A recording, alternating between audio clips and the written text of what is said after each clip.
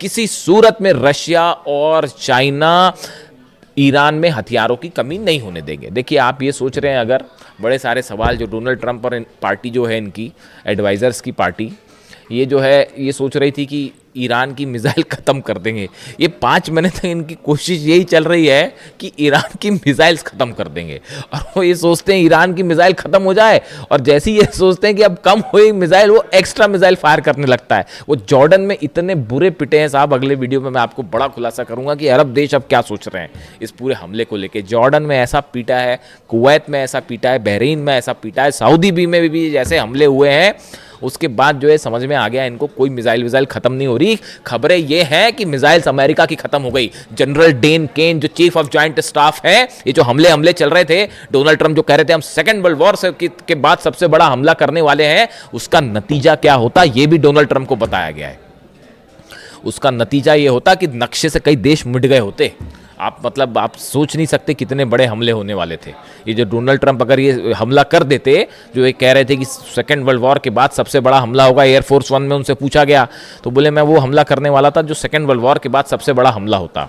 और फिर उन्होंने कहा कि जो है वो सऊदी के क्राउन प्रिंस ने मुझे रोका और कतर ने मुझे रोका, और तमाम इन देशों ने जो है मुझसे कहा कि अभी आप हमले मत करिए और बातचीत को एक मौका दीजिए, और हम कोशिश कर रहे हैं कि लोगों की जानें ना जाएं। इस तरह की बात डोनाल्ड ट्रंप कर रहे हैं। 168 बच्चियों की मौत जो है वो दिखाई नहीं दी, है ना। अली खामनी साहब को टारगेट किया, वो दिखाई नहीं दिया। उनको शहीद करने के बाद सोचते हैं कि डील हो जाएगी। कैसे डील हो जाएगी साहब? अभी तो फिलहाल जो मेरे पास खबरें हैं, पुख्ता खबर नहीं है। अभी थोड़ी देर पहले हॉर्मुज में एक जहाज को ठोक दिया ईरान ने, थोड़ी देर पहले की खबर है। अभी धीरे से देखिए आएगी बाहर। धमाकों की खबर आ गई है, तो अब वहां पे कोई दिवाली का बम तो फूटा नहीं होगा, है ना। हॉर्मुज में कोई पटाखे तो चले नहीं होंगे, तो वो धमाके की खबर आई है, तो वो जहाज के करीब धमाके की खबर आई है, वो हलचल है वहां पे, देखते हैं क्या होता है। तो मेरे ख्याल से तो एक जहाज और ठोक दिया है ईरान ने, ये लो।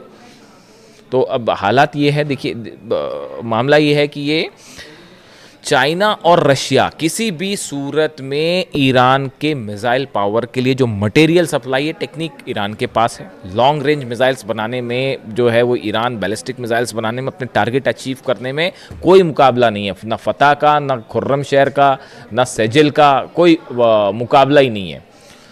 खैबर और खैबर शिकन दोनों वर्जन्स जो है मिसाइल के वो ऐसे हैं कि वो रिसर्च चल रही है कि भैया कैसे क्या इन्होंने क्या ही कर दिया।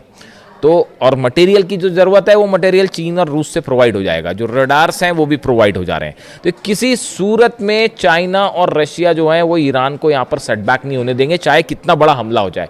शहादत होएगी, खून खराबा होगा, लेकिन ईरान, देखिए ईरान अपने आप में ईरान नहीं, 9 करोड़ लोग जो हैं वो एकजुट होकर खड़े हैं। तो ये हमले का कुछ नहीं होना जाना, इससे नुकसान होगा, लेकिन ये जंग में ईरान ऑलरेडी जीत चुका है। अब कितनी कोशिश कर ले डोनाल्ड ट्रंप, ये नतीजा बदलेगा नहीं।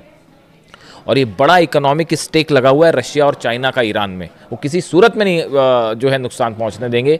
बड़ा नुकसान की जंग हो जाए और ईरान हार जाए, ऐसा कतई नहीं होने जा रहा। और ना ही मिसाइल की कमी होने जा रही है, ना ड्रोन की कमी होने जा रही, चाहे जंग आज चले चाहे 5 साल चले। जैसे कि हथियारों की कमी यूक्रेन में नहीं होने दी जा रही, समझिए इस बात को। ये बड़ी फैक्चुअल चीजें हैं, मैं आपको बड़ी साइंटिफिक बात बता रहा हूं। यूक्रेन के पास क्या इतने हथियार थे? नहीं। पिछले 5 साल से जंग चल रही है ना, अमेरिका भी हथियार दे रहा है, यूरोप भी हथियार दे रहा है, उनके जम पे लंग हो रही है। जेलेंस्की तो मोहरा है, सिर्फ एक शतरंज का जरा सा पिद्दा सा मोहरा है, और कुछ नहीं है। वो ईरान से भिड़ने चढ़े थे, और ईरान ऐसी मार मारता कि याद आ जाती फिर नानी। तो हकीकत ये है कि वो जो है, जैसे वो हथियारों की कमी नहीं होने दे रहे, वैसे ना रूस होने देगा, ना चीन ईरान में हथियारों की कमी होने देगा। तो वो दांव फेल हो गया डोनाल्ड ट्रंप का। ये शय और मात का खेल चल रहा है शतरंज पे, और उसमें भारी पड़ जा रहा है ईरान। तो वो हथियारों की कमी होने नहीं देगा। तो अब और जंग करना जो है वो तो हौसले की बात है। वो ईरान में कूट कूट के भरा हुआ है, ईरान की लीडरशिप में कूट कूट कर भरा हुआ है। उसी का नतीजा है कि ये जो हो रहा है। तो पहली चीज़ तो ये जो हथियार पहुंचे हैं वो फिर एनालिसिस हो रहा है कि चीन ने क्या पहुंचा दिया भैया, पहली बात ये। दूसरी, इस तरह भी खबरें हैं कि रशिया से भी कुछ पहुंच गया मटेरियल नया, उसको लेकर जैसी कंफर्मेशन आएगा मैं आपको बताऊंगा। इस तरह की खबरें हैं कि मिसाइल से जुड़ा कई सामान जो है वो रूस की तरफ से भी ईरान भेज दिया गया है। ऐसी भी खबरें हैं, 1-2 दिन में देखिए आपको सुनने में मिल जाएगा ये मामला। इसके अलावा हॉर्मुज में जहाज़ की खबर मैंने आपको बताई। इसके अलावा देखिए बड़ी खबर एक ये भी है कि इजराइल ने बताया जा रहा है कि नेतन्याहू और डोनाल्ड ट्रंप के बीच फिर से बात हुई है, और ये जो पहले स्ट्राइक का प्लान था, जो नेतन्याहू अमेरिका गए, सब कुछ मामला सेट करके आए थे, पीट हेग्सेथ को समझा के आए थे कैसे हमले करना है और कैसे तबाही मचाना है, सब कुछ मामला जो है वो सेट हो गया था।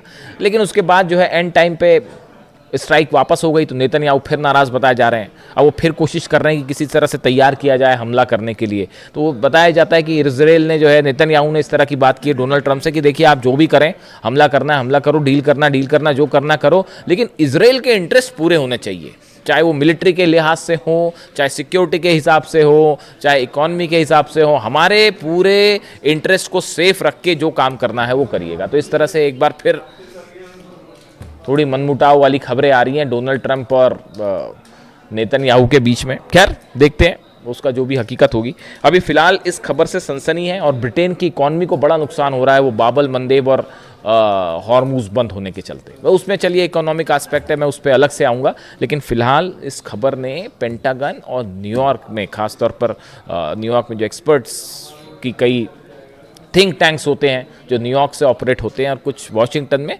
सब में सनसनी फैला रखी। जो भी अपडेट होगा आप तक पहुंचाऊंगा। वीडियो कैसा लगा कमेंट करके ज़रूर बताएं। Thank you so much.